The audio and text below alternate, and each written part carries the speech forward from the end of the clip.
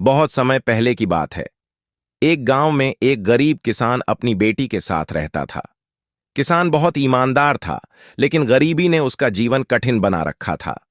एक दिन गांव के जमींदार ने किसान से उधार मांगा हुआ अनाज और पैसा मांग लिया। किसान के पास चुकाने के लिए कुछ नहीं था। जमींदार चालाक और क्रूर था। उसने कहा, अगर तुम उधार नहीं चुका सकते तो तुम्हें अपनी बेटी की शादी मुझसे करनी होगी। किसान घबरा गया। वह न तो अपनी बेटी की जिंदगी बर्बाद करना चाहता था और न ही जमींदार से दुश्मनी मोल ले सकता था। जमींदार ने एक चाल चली।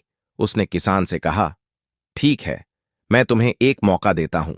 मैं थैली में 2 कंकड़ डालूंगा, एक काला और एक सफेद। तुम्हारी बेटी अगर सही कंकड़ चुन लेगी तो मैं कर्ज माफ कर दूंगा।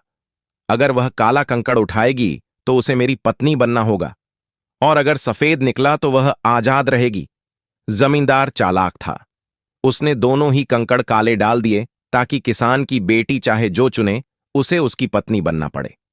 किसान और उसकी बेटी यह देख रहे थे। किसान दुखी हो गया, लेकिन बेटी बहुत समझदार थी।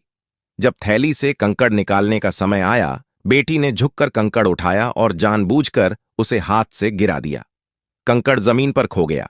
बेटी मासूमियत से बोली, ओह, मुझसे गलती हो गई। लेकिन कोई बात नहीं, थैली में बचा हुआ कंकड़ देखकर तो सबको पता चल जाएगा कि मैंने कौन सा उठाया था। जब लोगों ने थैली में देखा तो उसमें काला कंकड़ बचा था। इसका मतलब साफ था कि लड़की ने सफेद कंकड़ उठाया होगा। इस तरह किसान की बेटी की बुद्धिमानी ने न केवल उसे जमींदार से बचाया, बल्कि उसके पिता का कर्ज भी माफ हो गया।